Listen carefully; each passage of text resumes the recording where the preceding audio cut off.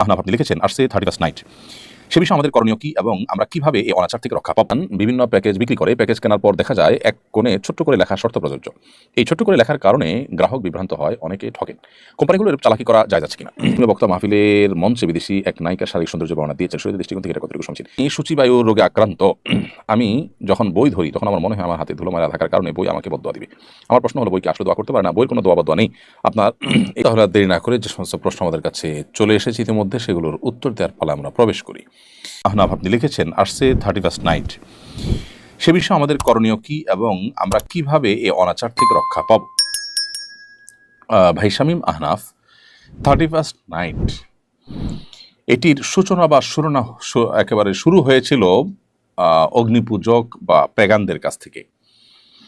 Iran থেকে এটি শুরু এবং তখনকার অগ্নিপূজকরা নৈরোজ বা নওরোজ নামে, নতুন দিন, বছরের প্রথম দিন নামে তারা উৎসব করত। বছরের প্রথম দিন, প্রথম মুহূর্তকে উৎসব করার মধ্য দিয়ে কাটালে সারা বছর ভালো থাকা যায় এরকম বিশ্বাস তারা ধারণ করত, লালন করত। দুঃখজনক হলেও সত্য যে আধুনিক পৃথিবীতে বিজ্ঞান মনস্ক দাবিদার মানুষেরা সেই কাজটাই এখন করছেন। অর্থাৎ বছরের প্রথম প্রহরকে তারা আনন্দ ফুর্তি করে, হাসি তামাশা করে, চিৎকার চেঁচামেচি করে, বিনোদনের মাধ্যমে তারা এটাকে কাটাবার চেষ্টা করেন। কেন? তারা আশা করেন যে এর মাধ্যমে তারা সারা বছর হয়তো ভালো থাকতে পারবেন। অনেকে অবশ্য আজকাল এই উদযাপন কেন করেন সে উদ্দেশ্যও জানেন না, সেটা তো আরও ভয়াবহ ব্যাপার। অর্থাৎ কেন যে এই হৈহুল্লোড় করছেন, কেন যে আনন্দ করছেন, সেটার কারণ পর্যন্ত জানা নেই। কারণ হলো আপনি আনন্দ করছেন, বিনোদন করছেন কেন? কারণ বছরের প্রথম প্রহর শুরু হয়েছে। তো এটি যদি আপনার আনন্দের কারণ হয়, কি কারণে আনন্দের কারণ? মানে নতুন কিছু আসছে সেজন্য? তাই যদি হয়, তার নতুন ভোর, নতুন সকালও তো আসে আপনার জীবনে, নতুন মাসও তো আসে, কই তখন তো আপনি আনন্দিত হন না। আর সবচেয়ে বড় কথা হলো, যেই মুহূর্তে একটি নতুন বছরকে আপনি আলিঙ্গন করলেন, অভ্যর্থনা জানালেন, সেটা যদি আনন্দের কারণ হয়, তো ঠিক তার আগের মুহূর্তেই তো একটি বছরের বিদায় হয়ে গেল। তো বছরের আগমন যদি, নতুন বছরের শুরু হওয়া যদি আনন্দের কারণ হয়, তাহলে বছরের সমাপ্তি কি বেদনার কারণ হবে না? তার জন্য কি আপনি বেদনাহত হয়েছেন কখনো? তো এই বিষয়টি আমাদের খুব ভালো করে রপ্ত করতে হবে, বুঝতে হবে যে এটি একটি অযৌক্তিক, হাস্যকর একটি কাজ।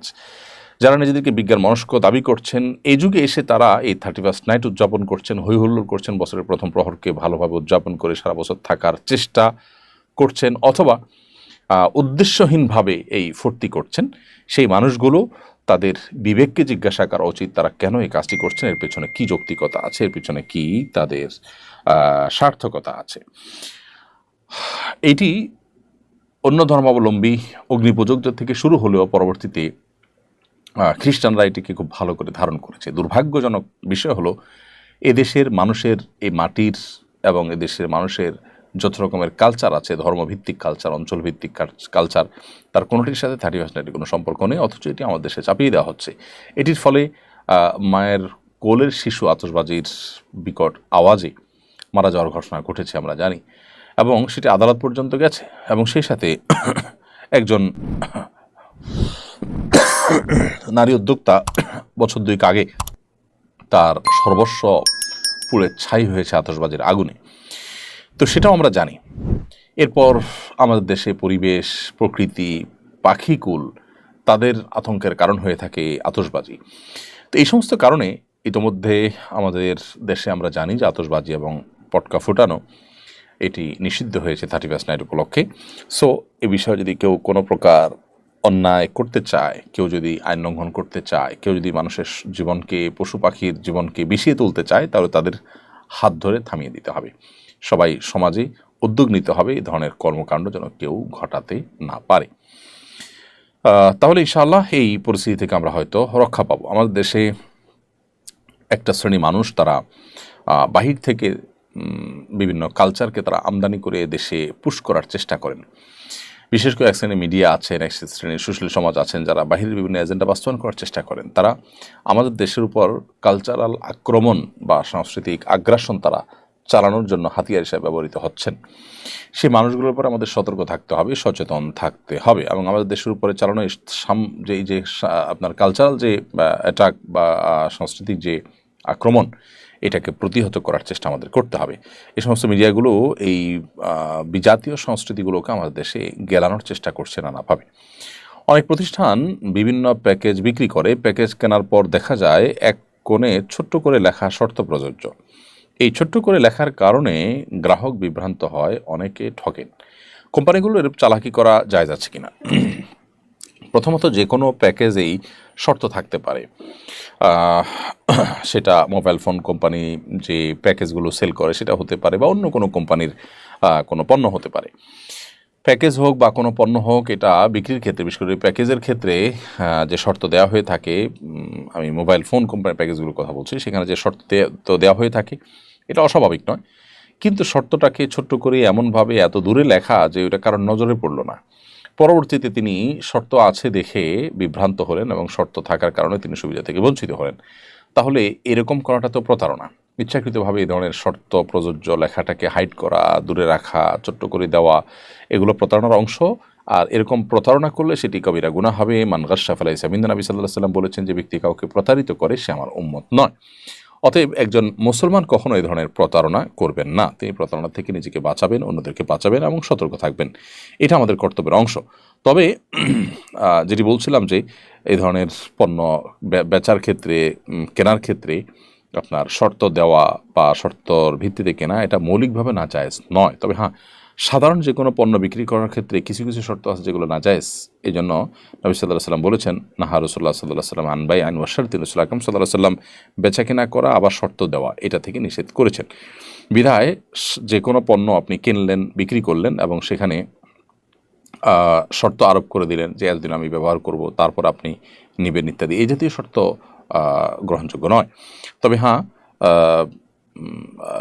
এই যে মোবাইল ফোন কোম্পানিগুলো যে প্যাকেজ দেওয়া হয়ে থাকে বা অন্য আরও যে সমস্ত শর্তগুলো, এই সমস্ত প্যাকেজে যে শর্ত দেওয়া থাকে বা অন্য আরও যে সমস্ত কেনাবেচাতে শর্ত দেওয়া থাকে, যে শর্তগুলোতে বেচা কেনার মৌলিক যে প্রিন্সিপাল আছে সেই প্রিন্সিপালগুলোর কোনোটিকে কোনো ক্ষতিগ্রস্ত করে না, এরকম যদি হয় তাহলে সেটা ঠিক আছে, সেই শর্ত গ্রহণযোগ্য হয়। মোদ্দা কথা হলো, গোপনে বা ছোট্ট করে শর্ত প্রযোজ্য লেখাটা এটা কখনো কখনো প্রতারণার শামিল, এবং এর ফলশ্রুতিতে একজন মানুষ তিনি শর্ত প্রযোজ্য লিখেও শর্তকে হাইড করার কারণে তিনি গুনাহগার হবেন। কিছুদিন আগে একজন ধর্মীয় বক্তা মাহফিলের মঞ্চে বিদেশি এক নায়িকার শারীরিক সৌন্দর্য বর্ণনা দিয়েছেন। শরীরের দৃষ্টিকোণ থেকে এটা কতটুকু সমীচীন, এই বিষয় নিয়ে আর নতুন করে আসলে আলাপ না করলে আমার মনে হয় চলে, কারণ ইতিমধ্যে সেই ব্যক্তি তার ভুল তিনি স্বীকার করেছেন এবং সেই সাথে তিনি যে পরিপূর্ণভাবে স্বাভাবিক নন, নানা কারণে তিনি মানসিকভাবে পর্যুদস্ত, সে কারণে এটা এ ধরনের বিষয় তার মুখ থেকে চলে এসেছে, সেটি তিনি উল্লেখ করেছেন বা ইঙ্গিত দিয়েছেন। অতএব এটা নিয়ে আমরা মনে হয় আলোচনা না করলেও চলে, বা এটাকে আমরা ক্ষান্ত দিতে পারি। সেই সাথে তিনি সহ অন্যান্য বক্তা ভাইয়েরা, ওলামা ইকরাম যারা আছেন, তাদেরকে আমরা বলতে চাই যে এত বেশি প্রোগ্রাম আমাদের করা উচিত নয়, যে প্রোগ্রামগুলো আসলে আমাদের অনেক বেশি প্রস্তুতি নিয়ে যথেষ্ট শারীরিক এবং মানসিক রিফ্রেশমেন্ট এর সাথে করার সুযোগ হয় না। সে ধরনের প্রোগ্রামগুলো আমাদের যথাসম্ভব কমে দেওয়া উচিত। অর্থাৎ প্রোগ্রামের পরিমাণ বাড়ালাম কিন্তু মান কমে গেল, আমরা ভাবার সুযোগ পেলাম না, পড়ালেখা করার সুযোগ পেলাম না, মানসিকভাবে প্রেশার থেকে একের পর এক প্রোগ্রাম করলাম, এটা করা উচিত নয়। তাহলে এরকম ভুলভাল কথা বের হবে, যার মাধ্যমে উম্মাদ বিভ্রান্ত হতে পারে, ক্ষতিগ্রস্ত হতে পারে। এমডি শিহাব লিখেছেন, আমি সূচিবায়ুর রোগে আক্রান্ত। আমি যখন বই ধরি তখন আমার মনে হয় আমার হাতে ধুলো ময়লা থাকার কারণে বই আমাকে বদদোয়া দিবে। আমার প্রশ্ন হলো, বই কি আসলে দোয়া করতে পারে? না, বইয়ের কোনো দোয়া বদদোয়া নেই। আপনার এই সূচিবায়ুটার কোনো মানে নাই, বা এটাকে পাত্তা দেওয়ার কোনো কারণ থাকতে পারে না। বই আপনাকে কখনো দোয়া বা বদদোয়া দিতে পারে না। সূচিবায়ুর এই রোগটা থেকে মুক্তির জন্য আপনার যে কাজটি করতে হবে তা হলো আপনাকে ইগনোর করতে হবে। ইগনোর হলো এর ঔষধ। যত বেশি আপনি ইগনোর করবেন, যত বেশি আপনি এটাকে আপনি এড়িয়ে চলবেন, তত বেশি আল্লাহ তাআলা আপনাকে মুক্তি নসিব করবেন। এর বাইরে ওয়াসওয়াসার রুকিয়া নামে আপনি অনলাইনে বা প্লে স্টোরে বা ইউটিউবে সার্চ দিলে অনেক পাবেন। রুকিয়ার বিভিন্ন ভিডিও পাবেন। সেই রুকিয়ার ভিডিওগুলো যদি আপনি মনোযোগের সাথে শুনেন, শ্রবণ করেন, আশা করা যায় আল্লাহ তাআলা আপনাকে এই রোগ থেকে মুক্তি দান করবেন। এছাড়া ভালো কোনো রাকির শরণাপন্ন আপনি হতে পারেন, মানসিক কোনো ডাক্তার আপনি দেখাতে পারেন। সাইয়েদা বদুর রাশিদ বিডি বি পুরো নামটা বোঝা যাচ্ছে না, বিডুর রাশিদ এরকম কি জানি নামটা। আপনি ইউটিউব চ্যানেলে আপনি লিখেছেন, আমাদের একটা ছেলে একটা মেয়ে ছিল, মেয়েটাকে বিয়ে দিয়েছিলাম, জামাই তাকে গলা টিপে মেরে ফেলেছে, ছেলেটা স্ট্রোকে মারা গেছে, আমার ভাই বোন আছে, আমি চাইছি আমার সম্পত্তির কিছু অংশ ভাই বোনকে দিয়ে বাকিটা হিজ মাদ্রাসা ইতিমখানা দিয়ে দিতে, এটা শরীয়ত সম্মত কিনা? বোন সাইদা, আল্লাহ তাআলা আপনার প্রতি রহম করুন। আপনার পরিবারে যে প্যাথেটিক ঘটনার কথা শুনলাম, যে ছেলে মেয়ে দুজনকে আল্লাহ দুনিয়া থেকে নিয়ে গেছেন এবং ভাই বোন আছে, আপনার স্বামী আছে কিনা সেটা অবশ্য আমরা জানি না। তো এরকম পরিস্থিতিতে আপনি আপনার সম্পদের কিছু অংশ এতিমখানা, মাদ্রাসা বা যেখানে খুশি আপনি সেখানে এখনই দান করে দিতে পারেন, সেটা নিয়ে শরীয়তের কোনো বিধিনিষেধ নেই। তবে কিছু অংশ আপনি রেখে যাওয়া উত্তম, যেটা আপনার মৃত্যুর পর আপনার ওয়ারিস যারা যারা আছেন তাদের মধ্যে ভাগ বন্টন হবে। তবে ভাই বোন তারা যেহেতু ওয়ারিস হন, আপনার স্বামী আছে কিনা আমি জানি না, আপনার স্বামী যদি ওয়ারিস হয়ে থাকে তাহলে তাকে বঞ্চিত করে শুধু ভাই বোনকে দিলেন আর দান করে দিলেন, সেটা জায়েজ হবে না। আর তাছাড়া ওয়ারিস হলে ওয়ারিসদেরকে কিন্তু ওসিয়ত করা যায় না, দান করা যায়। আপনি ভাই বোনরা বেঁচে আছেন বা স্বামী বেঁচে আছেন, তাদেরকে গিফট করলেন, যে কোনো অংশ সম্পদ এটা দিতে পারেন। তাহলে মোদ্দা কথা হলো যে আপনার সম্পদের কিছু অংশ ভাই বোনকে বা স্বামীকে, আপনার ওয়ারিসদেরকে দান করে দিলেন, গিফট করে দিলেন, আর বাকিটা আপনি দান করে দিলেন মসজিদ মাদ্রাসা বা কোনো জায়গায়, এটা জায়েজ আছে, কোনো অসুবিধা নেই। মোহাম্মদ আশিক মডেল আপনি লিখেছেন সৌদি থেকে বলছি, এখানে ইমামের সূরা ভুল হলে পেছন থেকে মুক্তাদি বলে দেয়, তবুও সেও দেয় না, এতে নামাজ হবে কিনা? সূরার যদি ভুল হয় আর ভুলটা যদি পেছন থেকে কেউ ধরে দেন, তাহলে তার কারণে সিজদায়ে সাহু দিতে হয় না। এটা সব ইমামদের মতেই একমত, এটা সঠিক আছে। অর্থাৎ আমাদের দেশি ইমাম সাহেবরাও যদি নামাজের পেছনে লোকমা দেন, কেরাতের লোকমা, অর্থাৎ সূরা কেরাতে ভুল হয়েছে সে লোকমা দিয়েছেন, তাহলে এর ফলশ্রুতিতে কিন্তু সিজদায়ে সাহু প্রযোজ্য হয় না। সিজদায়ে সাহু প্রযোজ্য হয় তখন যখন কোনো ওয়াজিব ছুটে যায়।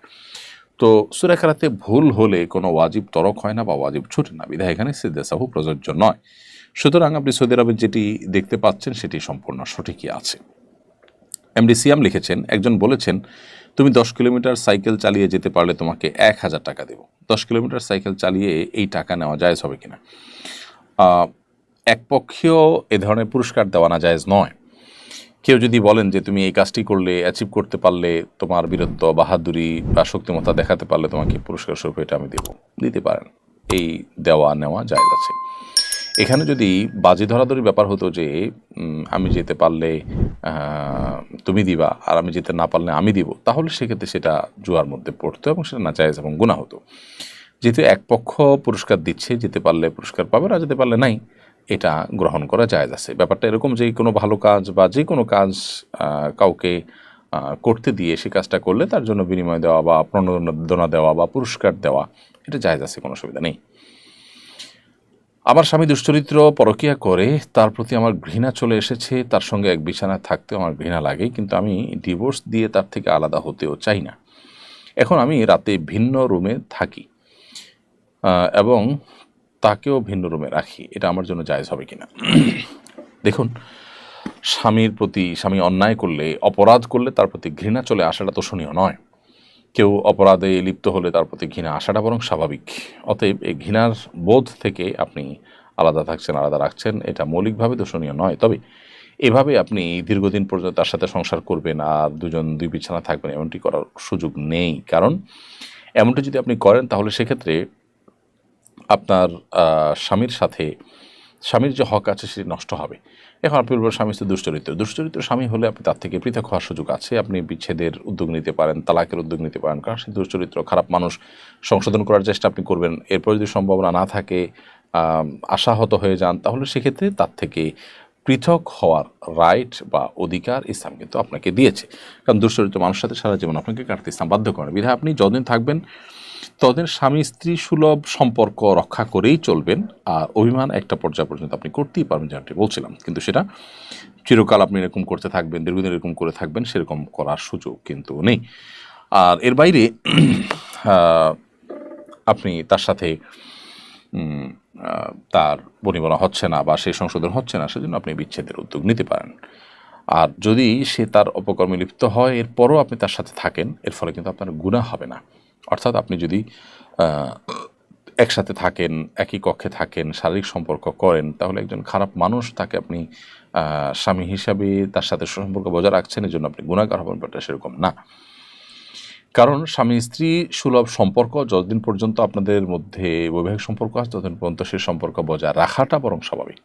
হ্যাঁ, ঘৃণা থাকাটা তার অপরাধের কারণে সেটা অস্বাভাবিক নয়, সেটা আপনার বরং ইমানের দাবি, সেটাও আপনি করবেন।